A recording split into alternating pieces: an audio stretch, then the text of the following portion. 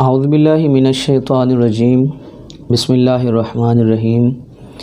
Programme چمکتے ستارے کے ساتھ حافظ حیات آپ کی خدمت میں حاضر ہے۔ آج ہم جس عظیم شخصیت کے حوالے سے جاننے کی کوشش کریں گے، ان کا نام کفر کے اوانوں میں لرزہ طاری کرنے کے لیے کافی ہوتا ہے۔ میری مراد نبی حضرت سیدنا فاروق اعظم رضی اللہ تعالی عنہ ہیں۔ ان کو مراد نبی بھی کہا جاتا ہے۔ آپ حضور علیہ الصلاۃ والسلام کی مراد تھے۔ اللہ کے نبی صلی اللہ علیہ وآلہ وسلم نے 2 عمر کے لیے اللہ پاک سے وہ دعا مانگی کہ اے میرے مالک، اگر اسلام کو دولت کی ضرورت ہے تو عمر ابن حشام عطا کر، اگر اسلام کو غیرت کی ضرورت ہے تو عمر ابن خطاب عطا کر۔ تو اللہ کے پیارے نبی صلی اللہ علیہ وآلہ وسلم کی دعا قبول ہوتی ہے اور عمر ابن خطاب اللہ تعالیٰ اسلام کو عطا کر دیتے ہیں۔ اس سے ایک جو بات ظاہر ہے کہ اسلام کو جب بھی کبھی ضرورت پڑے گی تو وہ غیرت کی ضرورت پڑے گی۔ حضرت علامہ اقبال نے اسی حوالے سے کہا تھا، غیرت ہے بڑی چیز جہان تگ و دو میں،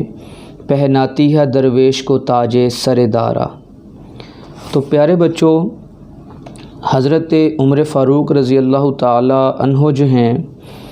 آپ کا نام جو ہے وہ آپ کا نام عمر بن خطاب ہے، کنیت ابو حفص ہے، اور آپ 9ویں پشت میں حضور علیہ الصلاۃ والسلام سے آپ کا شجر نسب جو ہے وہ جا کے ملتا ہے۔ آپ واقعہ فیل سے 13 برس بعد جو ہے وہ پیدا ہوئے اور نبوت کے 6 سال یعنی کہ 33 سال کی عمر میں آپ اسلام لائے۔ آپ کے اسلام لانے کا جو ایک واقعہ ہے وہ بھی بڑا مشہور ہے، آپ سے وہ شیئر کرتا چلوں۔ آپ کی بہن جو ہیں اور آپ کے بہنوئی، آپ کو پتہ چلتا ہے کہ وہ مسلمان ہو چکے ہیں۔ آپ ان کی طرف آ رہے ہیں اور آپ کی طبیعت بڑی جلالی ہے، غصے والے ہیں، کوئی آپ کو پوچھتا نہیں کہ عمر کہاں جا رہے ہو۔ آپ نے تلوار نیام سے نکالی ہوئی ہے، یعنی کہ تلوار ننگی آپ لے کے جا رہے ہیں۔ اب کسی شخص میں اتنی جرأت نہیں کہ وہ آپ سے پوچھ سکے کہ عمر کہاں جا رہے ہو۔ راستے سے ہٹتے جاتے ہیں لوگ۔ آپ جاتے ہیں، اپنی بہن کا دروازہ دستک دیتے ہیں، اندر سے تلاوت کی آواز آ رہی ہے، سورہ طٰہٰ کی تلاوت جو ہے وہ ہو رہی ہوتی ہے۔ تلاوت ہو رہی ہے تو آپ نے دستک دی، دستک دینے کے بعد کچھ دیر وہاں یعنی کہ آپ کو رکنا پڑا کہ وہ جو قرآن پاک پڑھا جا رہا تو اس کو وہ سمیٹنے لگ گئے کہ اس کو کہیں چھپا دیا جائے کہ عمر آ گئے ہیں، ڈر اور خوف اور لرزہ طاری ہے۔ حضرت فاروق اعظم رضی اللہ تعالی عنہ نے جب ان سے پوچھا لیٹ آنے کی وجہ، تو پوچھا کہ کیا پڑھ رہے تھے، تو آپ کی بہن نے آپ سے کہا کہ دیکھو عمر، خطاب کی میں بھی بیٹی ہوں، تم خطاب کے بیٹے ہو، میں نے جس بات کو تسلیم کیا ہے تم بھی اس کو کر لو، میں کسی غلط بات کو نہیں پڑھ رہی تھی۔ تو وہ تلاوت جب آپ نے وہ آیات کی سنی تو آپ کے دل پہ یعنی کہ نرمی پیدا ہو گئی اور آپ وہ سن کے رونے لگ گئے۔ قبولیت تو دراصل دعا کی تھی، اللہ کے نبی علیہ الصلاۃ والسلام اللہ سے پہلے دعا مانگ چکے تھے، تو وہ آپ کی وہ دعا قبول ہونی تھی، مراد نبی آپ نے بننا تھا۔ تو پھر آپ وہ قرآن سنتے ہیں اور آپ جو ہے اس کو ہاتھ لگانے کی کوشش کرتے کہ میں اس کو چوموں، اپنے سینے سے لگاؤں، تو آپ کی بہن کہتی ہیں کہ آپ پہلے جو ہے وہ پاک ہو جائیں۔ غسل بہنوئی نے کروایا، بتایا، وضو کروایا، پھر قرآن کو ہاتھ لگایا اور پھر اسی طرح سے اس صورتحال کو لے کے آپ جو ہے وہ چلنا شروع ہوئے۔ تو اپنی بہن کی یہ بات سن کر، قرآن سن کر جو ہے آپ شرمندہ اپنی یعنی کہ زندگی پہ ہوتے ہیں جو آپ نے پہلے گزاری ہو، پھر آپ حضور علیہ الصلاۃ والسلام کی بارگاہ میں حاضری کے لیے چلے جاتے ہیں۔ اب حضرت امیر حمزہ بھی وہاں موجود ہیں، دیگر صحابہ بھی موجود ہیں، دیکھتے ہیں کہ عمر جو ہے بڑے جلال میں آ رہے ہیں اور ان کی تلوار بھی ان کے ہاتھ میں ہے۔ تو وہ حفاظتی دستہ جو پیارے نبی صلی اللہ علیہ وآلہ وسلم کا ہوتا ہے، تو وہ اپنی حفاظت یعنی کہ جو مامور ہیں ان پر چوکنے ہو جاتے ہیں، تو کہتے ہیں اس کو آنے دو، اگر تو یہ اسلام قبول کرنے کے لیے آ رہے ہیں تو خوش آمدید، نہیں تو اسی تلوار سے عمر کا سر میں اتار دوں گا۔ یہ حضرت امیر حمزہ کا جو ہے نا یہ جملہ تھا۔ آتے ہیں تو حضور علیہ الصلوۃ والسلام کی بارگاہ میں اسلام قبول کر لیتے ہیں، اور جو وہاں صحابہ کرام موجود تھے اتنا پرجوش ہو کے نعرہ لگاتے ہیں کہ کیسر و کسرا کے جو در و دیوار ہیں وہ بھی ہل جاتے، بہت بلند نعرہ تکبیر اللہ اکبر کی صدا جو ہے نا یہ بلند ہوتی ہے۔ پھر حضرت فاروق اعظم رضی اللہ تعالی عنہ جو ہیں، آپ علیہ الصلوۃ والسلام سے آپ عرض کرتے ہیں، یا رسول اللہ صلی اللہ علیہ وآلہ وسلم، ہم حق پر ہوتے ہوئے ہم کیوں چھپ کر نماز پڑھیں؟ ہم نے جو ہے اب حرم میں نماز ادا کرنی ہے۔ تو آپ صحابہ کے ساتھ اور حضور علیہ الصلوۃ والسلام کی قیادت میں حرم میں داخل ہوتے ہیں، اور آپ اسی تلوار کے ساتھ یہ اعلان کرتے ہیں کہ آج جس نے اپنی بیوی کو، بیوہ اور بچوں کو یتیم کروانا ہو وہ عمر کی تلوار کا مقابلہ کر لے۔ حضرت فاروق اعظم پورے عرب کے اندر جو ہے نا جی ایک ان کی جاہ و جلالت جو ہے وہ مشہور تھی، کسی میں اتنی جرأت نہیں تھی کہ وہ حضرت فاروق اعظم رضی اللہ تعالی عنہ کا مقابلہ کرتا۔ اللہ کے نبی علیہ الصلوۃ والسلام کی جو ایک دعا تھی کہ اسلام کو تقویت اور غیرت جو ہے وہ اگر چاہیے تو عمر رضی اللہ عنہ میرے مالک ہمیں عطا کر، تو اللہ کے نبی صلی اللہ علیہ وآلہ وسلم کی یہ دعا قبول ہوتی ہے۔ پھر حضرت عمر رضی اللہ تعالیٰ عنہ کو اتنا عشق رسول سے لبریز ہوتے ہیں کہ جب حضور علیہ الصلوۃ والسلام کا وصال ہوتا ہے، آپ اس صدمے کو برداشت نہیں کر پاتے، اور سخت حیرانی اور پریشانی کے عالم میں ہم تلوار لے کر کھڑے ہو گئے، اور فرماتے ہیں کہ جو شخص یہ کہے گا کہ حضرت صلی اللہ علیہ وآلہ وسلم کا انتقال ہو گیا ہے تو میں اس کی گردن اڑا دوں گا، تو پھر اور اس کے ہاتھ پاؤں کاٹ دوں گا، اور یہ خبر جھوٹی ہے۔ پھر صدیق اکبر رضی اللہ تعالیٰ عنہ نے انتہائی استقلال اور ثابت قدمی کا مظاہرہ کرتے ہوئے حضرت فاروق اعظم رضی اللہ تعالیٰ عنہ کو جو ہے وہ سمجھایا، اور آپ جو ہیں وہ لرز گئے، اور آپ کی آنکھوں میں آنسو بھر آتے ہیں، اور ایسی حالت ہو گئی جیسے بے ہوشی کی حالت ہوتی ہے۔ پھر آپ رضی اللہ تعالیٰ عنہ نے جس انداز سے حکومت کی، آپ کی حکومت کرنے کا انداز بے مثال ہے۔ آج بھی جس نے بھی دنیا میں حکمرانی کرنی ہو وہ حضرت فاروق اعظم رضی اللہ تعالیٰ عنہ کا طرز حکمرانی کو دیکھتا ہے۔ گاندھی جو ہندوؤں کا ایک بہت بڑا لیڈر ہے، اس نے بھی اپنی کتاب میں لکھا، اگر تم چاہتے ہو کہ دنیا میں تم حکومت کرتے رہو تو تم عمر لا کو پڑھو، یعنی کہ حضرت فاروق اعظم رضی اللہ تعالی عنہ کی حکومت کے جو کارنامے ہیں، جو حکومت کو چلانے کے جو اصول ہیں وہ پڑھو، اور عمر لا کے نام سے جو ہے نا یہ عمر جو قوانین ہیں یہ پڑھائے بھی جاتے ہیں یونیورسٹیوں میں، اور دیگر جو ہے نصاب میں یہ چیز شامل ہے۔ پھر حضرت فاروق اعظم رضی اللہ تعالیٰ عنہ کے حکومت کا ایک اور جو ایک بڑا مشہور واقعہ ہوا کہ ایک آپ کے گورنر تھے، اور ان کے بیٹے نے کسی عام آدمی کو جو ہے وہ چھڑیاں ماریں، کوڑے مارے۔ اب وہ بندہ جو ان کے ظلم و عتاب کا شکار ہوا تو وہ حضرت عمر فاروق رضی اللہ تعالیٰ عنہ کے بارگاہ میں پہنچا، آپ کے جو ہے وہ دربار میں پہنچتا ہے۔ آپ نے تیز ترار جو آدمی ہے اپنا جو ان کا قاصد تھا اس کو بھیجا، اور اس کو جو گورنر تھے اور ان کے بیٹے کو فی الفور حاضر ہونے کا حکم دیا۔ وہ حاضر ہوئے تو آپ نے بالکل اسی طرح سے فوری طور پر جو ہے نا انصاف اس کو دیا، اور کہا کہ تم بھی اس کو اسی طرح سے کوڑے مارو، اور اس گورنر کو کہا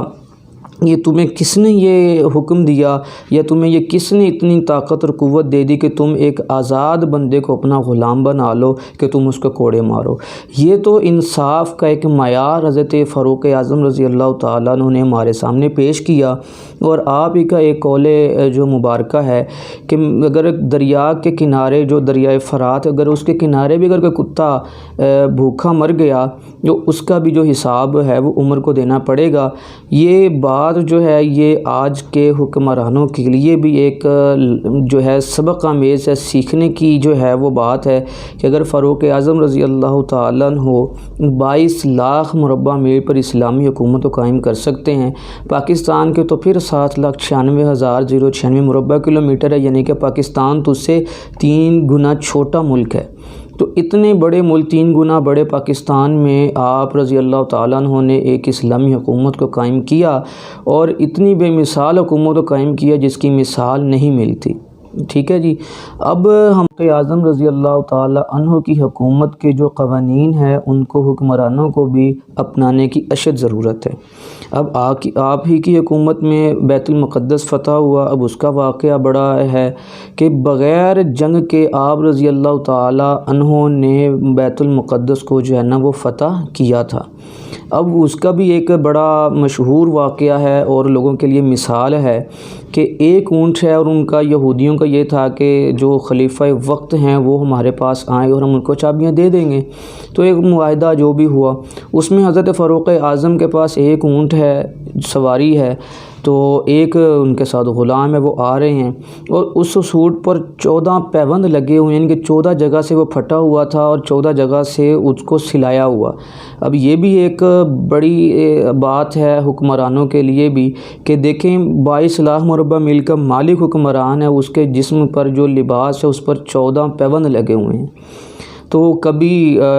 جو آپ کا غلام ہے وہ سواری پر سوار ہوتا ہے، اور کبھی باری آپ نے بنائی ہوئی تھی، وہ سوار باری کے ساتھ ہو رہے تھے۔ جب بیت المقدس قریب آتا ہے تو تب غلام کا آپ کا جو تھا حضرت فاروق اعظم کا، وہ سواری پر سوار تھا، اور اس سواری کی جو نکیل ہے وہ حضرت فاروق اعظم رضی اللہ تعالیٰ عنہ کے ہاتھ میں تھی۔ اسی منظر کو جو ہے نا جی ایک شعر کے اندر نصیر الدین نصیر صاحب نے سمویا ہے۔ آپ لکھتے ہیں، وہ برابری کا تو نے دیا درس آدمی کو، کہ غلام ناقہ پر ہے تو امام چل رہا ہے۔ ناقہ سواری کو کہتے ہیں کہ غلام ناقہ پر ہے تو امام چل رہا ہے۔ ایک یہ عدل و انصاف کا وہ ایک معیار آپ رضی اللہ تعالیٰ عنہ نے قائم کیا جو رہتی دنیا تک قائم رہے گا۔ اس کے بعد اگر ہم آپ رضی اللہ عنہ کی زندگی کو دیکھیں تو آپ رضی اللہ تعالیٰ عنہ کی جو بیٹی ہیں حضرت ام حفصہ رضی اللہ تعالیٰ عنہ، ان کا نکاح حضور علیہ السلام کے ساتھ ہوتا ہے۔ اس لحاظ سے آپ حضور علیہ السلام کے سسر بھی ہیں، اور حضور علیہ السلام کی جو زوجہ ہیں وہ مومنوں کی مائیں کہلاتی ہیں، ان کو ام المومنین کہا جاتا ہے۔ تو ام المومنین حضرت حفصہ رضی اللہ تعالیٰ عنہ وہ حضرت فاروق اعظم رضی اللہ تعالیٰ عنہ کی بیٹی ہیں۔ پھر آپ کو ایک اور اعزاز جو حاصل ہے حضرت فاروق اعظم رضی اللہ تعالیٰ عنہ کو، کہ آپ حضرت علی رضی اللہ تعالیٰ عنہ کے داماد بھی ہیں۔ حضرت علی رضی اللہ تعالیٰ عنہ کی صاحبزادی حضرت ام کلثوم رضی اللہ تعالیٰ عنہ کا نکاح حضرت فاروق اعظم رضی اللہ تعالیٰ عنہ سے ہوتا ہے، اور جن سے حضرت زید بن عمر اور حضرت رقیہ بنت عمر رضی اللہ تعالیٰ عنہ اولاد جو ہیں وہ حضرت ام کلثوم کے بطن سے ہوتی ہیں۔